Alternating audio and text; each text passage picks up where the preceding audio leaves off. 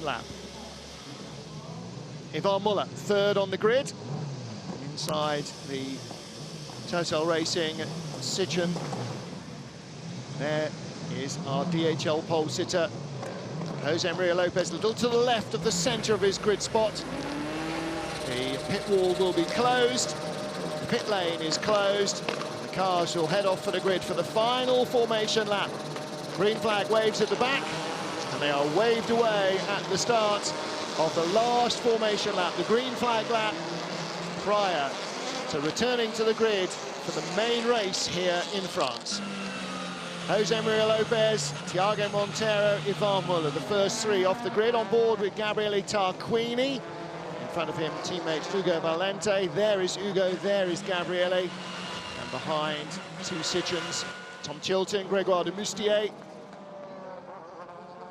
The fifth Citroen in the field, Mehdi Benani, starts in 7th place behind Coronel and Katzberg.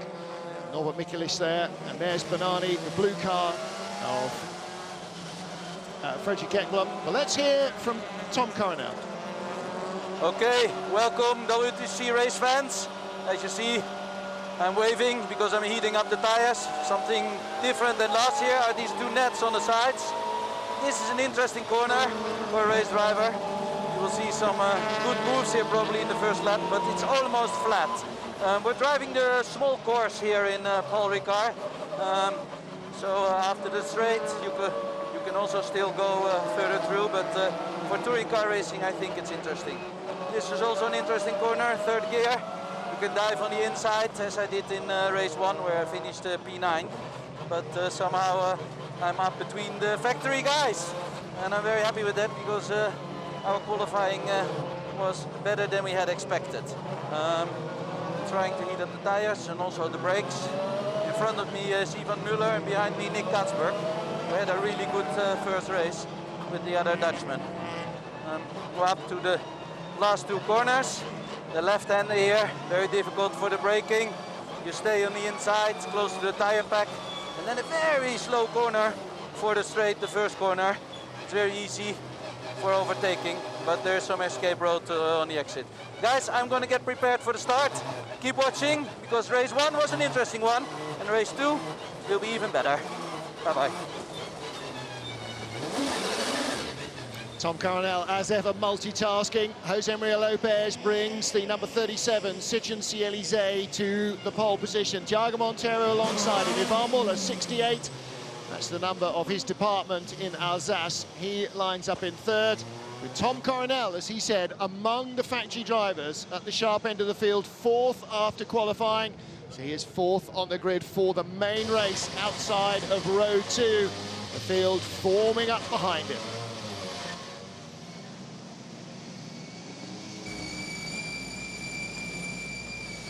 Cars on the grid in Paul Ricard. The final car will be the black Chevrolet of René Munich, and as he pulls onto the grid position, we are ready for the second round of the championship. The main race here in France. Jose Maria Lopez on pole on your right, Thiago Monteiro on the left, behind them Ivan Muller and Tom Coronel, and away we go. And not a great start from Lopez. Muller trying to show his nose. Frederick Ekblom comes around Tom Coronel, who didn't get away at all. Muller to the inside, but Lopez cuts his nose off. Muller shut the door on Thiago Monteiro.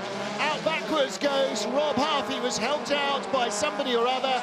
Damage to the right rear. Hopefully bodywork only, not suspension.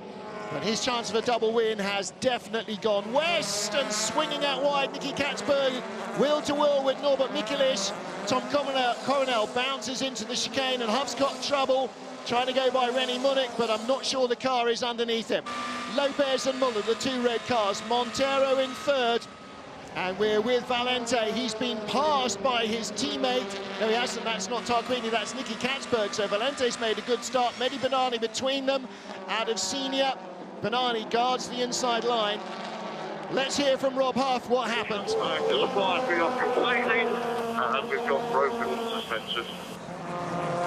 So I didn't hear who fired him off completely, but broken suspension. End of the race then for Rob Huff. 1 win, 1 DNF. It's a bit of a tough break for him, and the start of the main race here. 17 laps. Opening race was 16, so it's a little longer, more overtaking opportunities. And for Citroens, like Mehdi Binani's here in front of us, with an 80-kilo success ballast, more opportunity for tyre and brake wear. Valente dives to the inside and goes by, gets past the Moroccan driver. Nicky Katzberg's in front of him. He's already gone by as well. And Frederic Ekblom will be lining up behind Binani. The Volvo you can see on the outside. Binani guards the inside. Lopez leads from Muller and Montero. Michelisz fourth. This is the battle for fifth. Katzberg there rather in fifth. Valente in sixth position. Binani in seventh. Chilton flies through to eighth ahead of the Volvo. Dust everywhere. So there is Frederic Ekblom, and Gabriele Tarquini goes outside inside, shunting his way past Ekblom. Elbows out from the Italian. And Tom Coronel now is right behind the first of the two blue Volvos. So Ekblom down to 10th place. Coronel's got in front of de Moustier. And there is the second place car of Ivan Muller. Jose Maria Lopez, the first in the red and grey. Citroens is just in front. And for Thiago Montero, he has got to really try and work with Ivan Muller to close up on Lopez. The two of their cars together will go quicker than Lopez on his own. And Montero's not going to win if he attacks Muller now, but he could win if he follows Muller and allows Muller to attack Lopez and allow the Citroen drivers to wear out their tyres and brakes. They are 80 kilos heavier than anyone else in the field, the Citroens, and you must use that advantage while it still exists. Coronel chasing Ekblom. Ekblom started the lap in 8th position. Lopez, Muller and Montero come across the line. Muller 0.6 behind Lopez, Montero 0.4 behind Muller. And John Philippi and Gregoire de Moustier ganging up on Tom Coronel. Neither of them get through. Coronel in 11th, Ekblom just in front of me in 10th, and de Moustier in 12th place. All arms and elbows start to race too. Rob Huff out, Rennie Munich out as well. Or is he? It looks like Rob Huff, in fact, is continuing on rather than going into the pit lane. Ivan Muller set the fastest race lap last time round, closing down our race leader. Let's take a look at the start. Tom Coronel starts to move, and like Rob Huff at the beginning of Mach 3, the car then stalls. Didn't quite have the revs and clutch balance right, and he got away right at the tail of the field. On board with Gabriele Tarquini, that's Huff in front of us. It'll be interesting to follow now into the first couple of corners and see who exactly it was who clattered into Rob. Tarquini, hits teammate Valente, and Valente then hits Rob Huff. No fault of Valente's. Because it was completely stupid. I made a great start. And slowed the car down enough, and they just completely hit me in the rear right so hard. Well, there we go. We saw what happened. The contact was Valente, but it was Tarquini who thumped his teammate from behind and pushed Valente straight through the braking zone into the back of Rob Huff. So Ugo Valente was blameless in that one. I'm afraid Gabriele outbraked himself, got a little over-ambitious. Here's the battle for second. Ivan Muller just in front of Thiago Montero, and Ted Björk, the Volvo, parked at the side of the track. Doesn't seem to have damage on this side. So first race weekend with a brand new car. I'm afraid it looks like the Polestar boys have got a bit of a technical issue. Just saw Fredrik Velen there, the head of their engineering lineup. Everybody else sweeping through senior at high speed.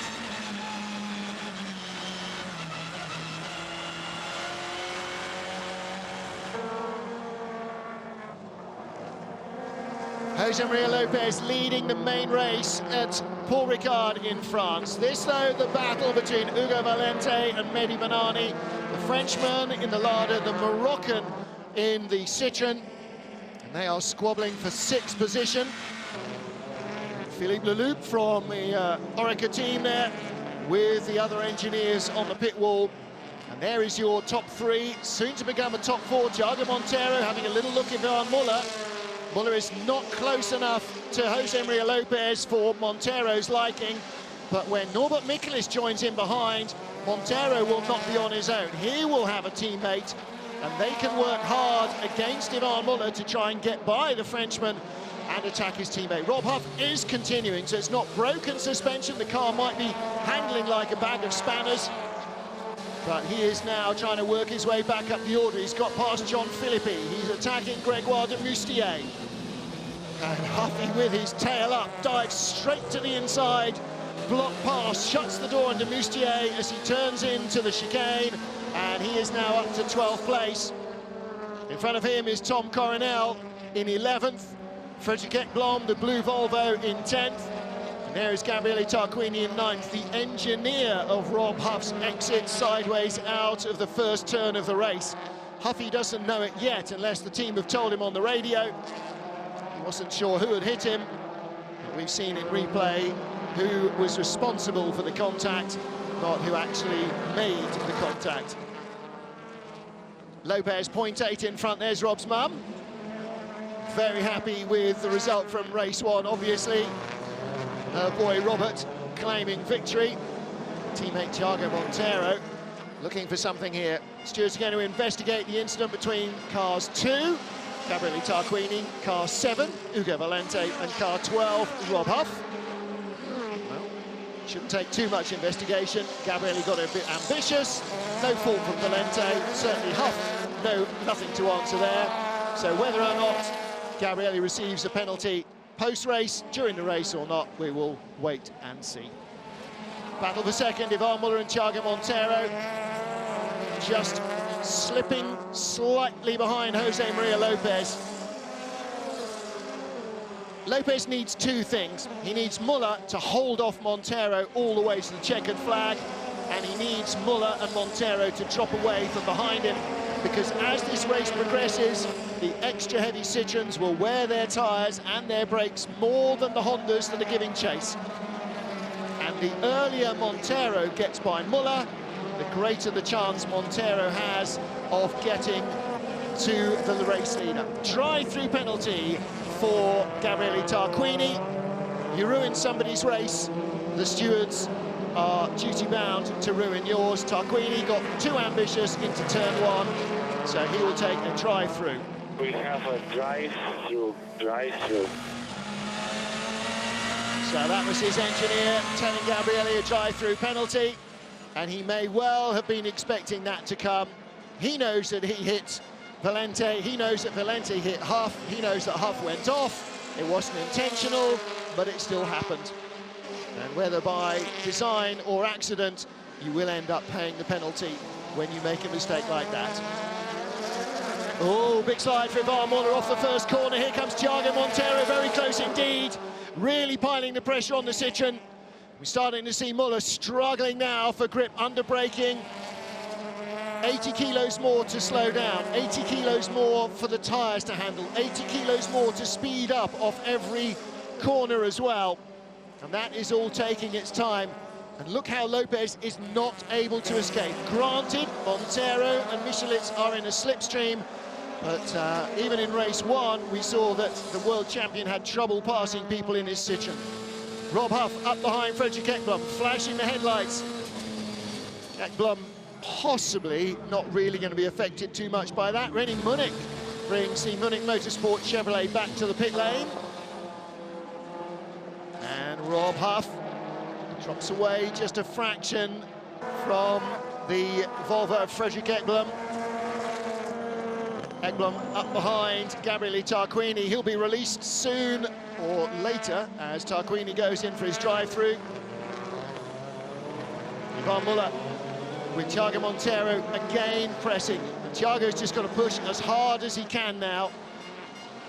He really wants to get onto the podium here. He really wants to move up to second place. And he can sense that if he can get by Muller now, then he has got a real chance of catching Lopez. This is lap 8 of 17, 9 to go. He's got a real shot, but the longer it takes to get by, the worse it's going to be. Ekblom, Huff, Coronel and de Moustier, that's the cue there. Ooh, and Huffy trying to get inside, just a little touch between the two of them. I thought we'd seen Gabriele Tarquini, just a flash of him in front. I don't think he's been in for his penalty yet. He has. Tarquini has come into the pits to serve his penalty. So this is now the battle for 9th place. Ekblom 9th in the Volvo. Huff trying to sweep around the outside and go inside into Senior. And through he goes into 9th. A flat in top gear pass. Rob Huff up the inside of Frederick Ekblom, has to use all the road on the exit. And now Coronel and de Moustier and Philippi are queuing up to have a run at the Volvo, and Coronel's on the inside. There's contact. Ekblom again holds on. Ekblom might be new to the World Touring Car Championship.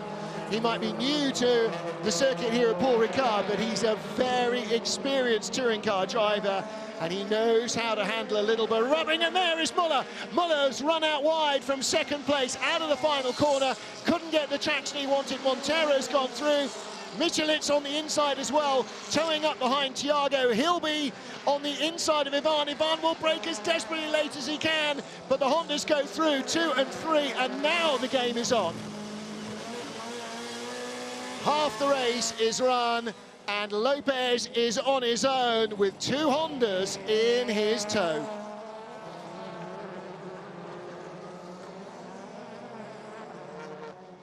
Grégoire de Moustier runs out wide at the first turn. His Citroën has run into brake problems, or he has, one or the other. Rob Huff ahead of Frederick Ekblom in the Volvo. And here is the pass, down the inside. Oh, Thiago made big contact with Ivan. Door open, lunge to the inside. Can't call that. Can't call that. Gonna leave that to the stewards. Our race director, Mirek Bartos, will have to decide on that one. Well, the Honda team like the result.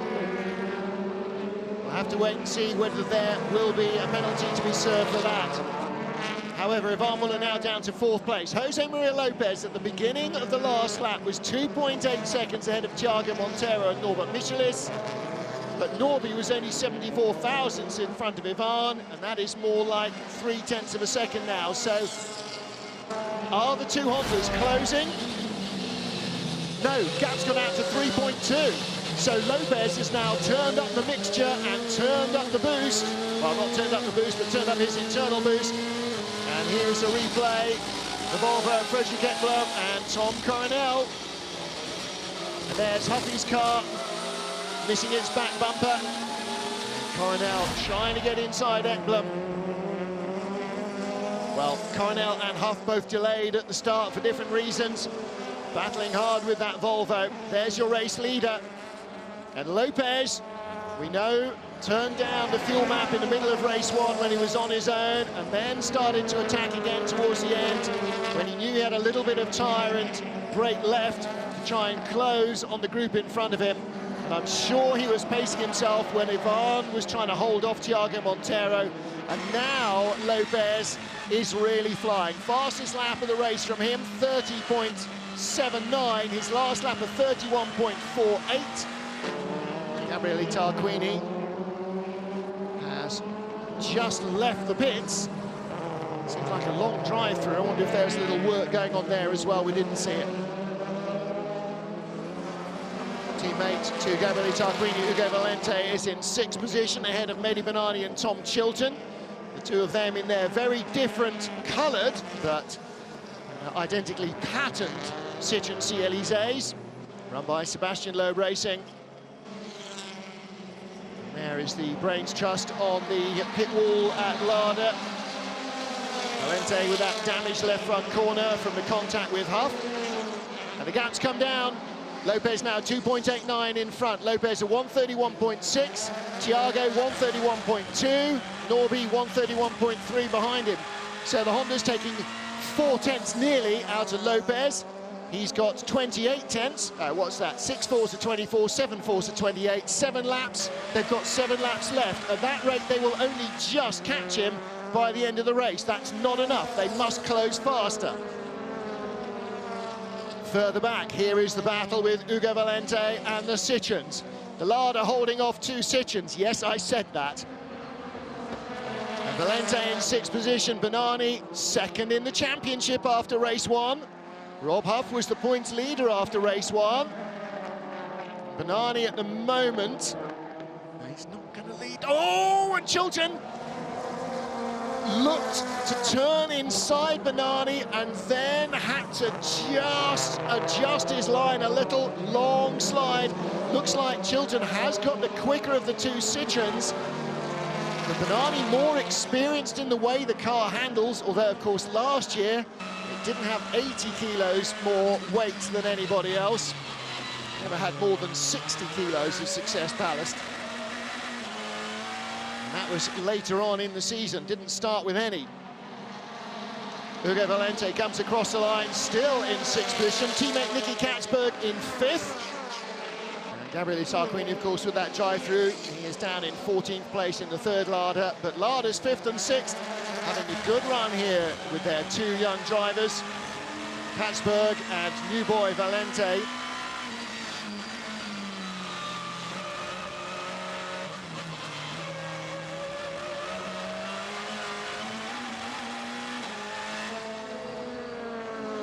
Race leader, still Jose Maria Lopez, ahead of Thiago Monteiro, Norbert Michelis. Gap come down to 2.27 seconds at the end of the last lap. Thiago just setting the fastest first sector of his race. He is really head down and charging, and Norby is trying to stay with him in the other of the factory Hondas. But there is your race leader. And see how the gap has come down from 3.2 to 2.2 in 2 laps. But Thiago has now lost his aerodynamic slipstreaming teammate. Norby has dropped away from the back of the Castrol car, and the grey, white and red Honda is not able to help as much. On board with Rob Huff, closing in on the battle for 6th position. Valente, Bernani and closest to us Chilton. Let's hear from Gabriele Tarquini. Yes, stop, okay. Okay, so it looks as though Gabriele has got a legacy either from race 1 contact or race 2 contact. Valente with Bernani and Chilton now trying to look down the inside. Huff goes late to the inside, that's not happening. Is it? No, yes, no, yes, no. Chilton sees the danger and shuts the door. Wasn't really open for Huffy there, but now it is. The Honda all over the back of the Citroen, sells the dummy, Chilton covers inside, runs out wide on the outside, Huff sweeps around into the chicane, and Tom gives him just enough room to survive. Great racing by both men. Huff up to 8th, Chilton in 9th place, and Bernani and Valente will be caught by these two fairly quickly. Behind Frederick Ekblom, the blue car, then Tom Coronel just out of the points, John Philippi in 12th behind him. Lopez leading, the gap last lap 2.0, only came down 2 tenths. He responded with a 1:31.3 to a 1:31.1 of Thiago. Right now, Huff trying to hold off Chilton for a moment.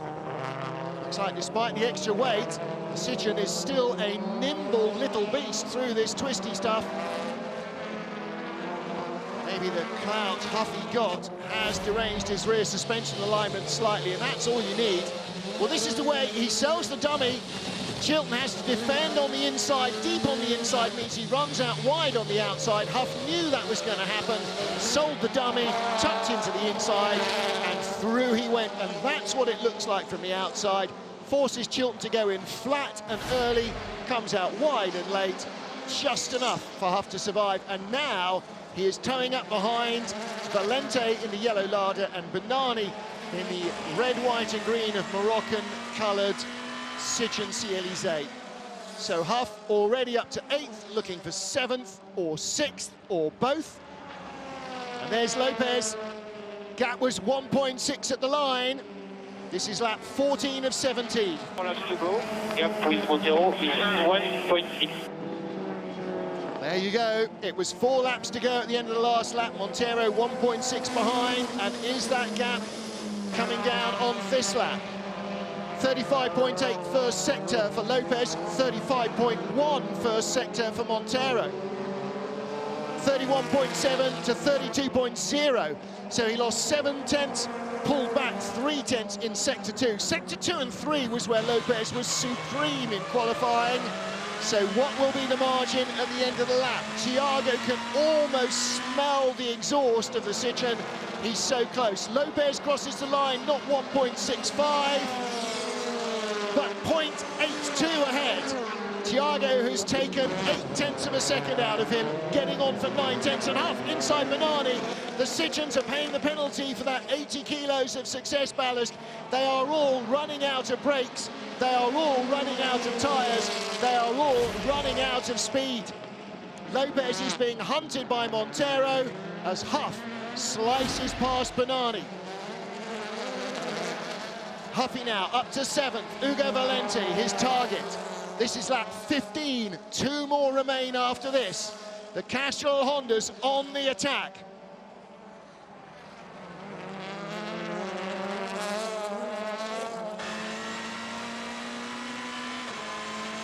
The view back from Ugo Valente. Rob Huff flashing all the lights, showing all the signals to Valente. I'm coming, I'm coming, I'm coming.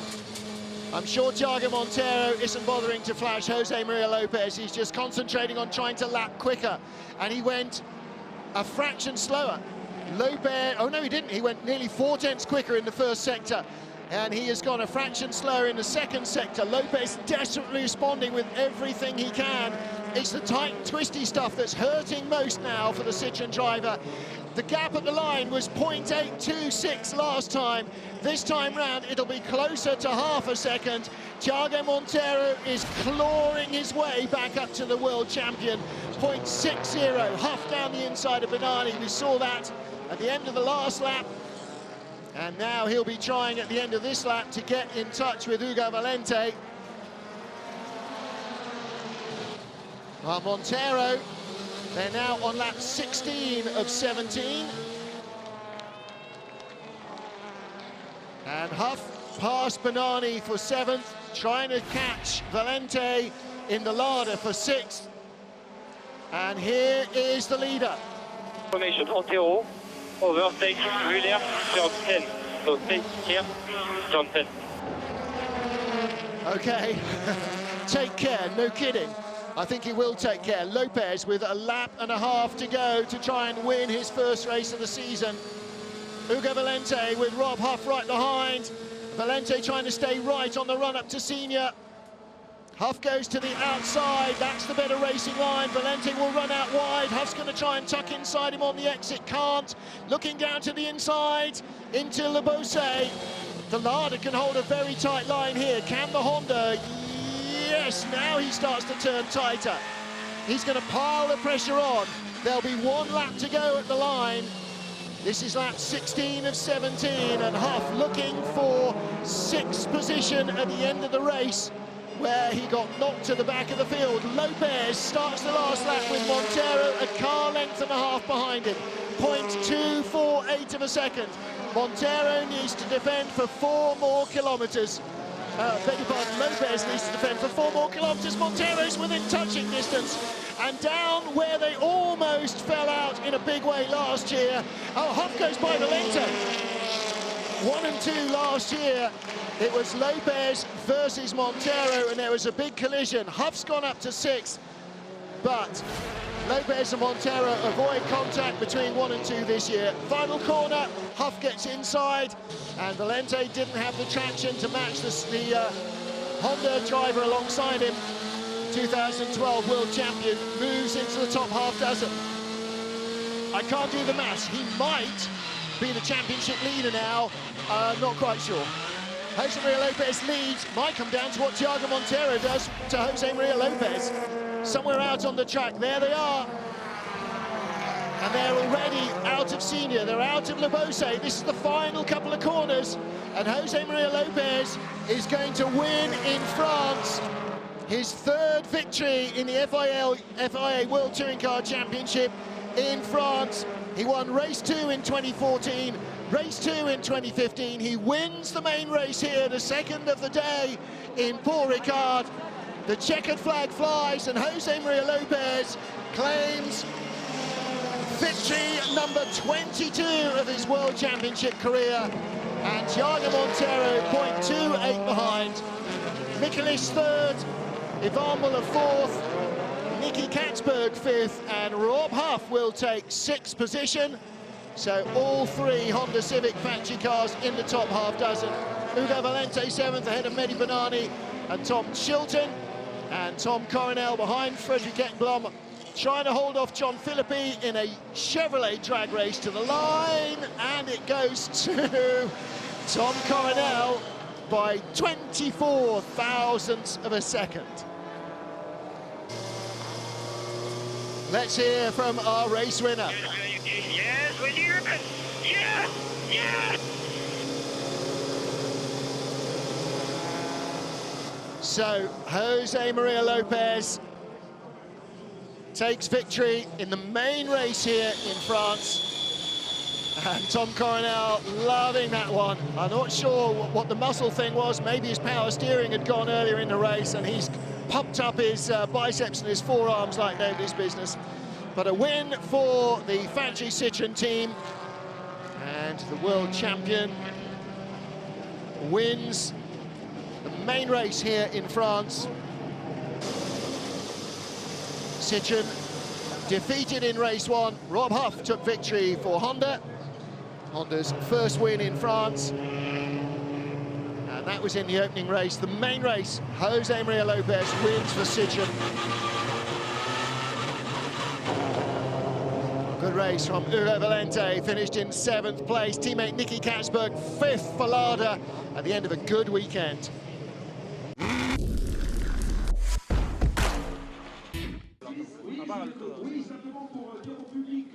Your race winner, the main race in France, the season opener in the FIA World Touring Car Championship, Jose Maria Lopez, the double world champion, the reigning champion, claims victory in the main race.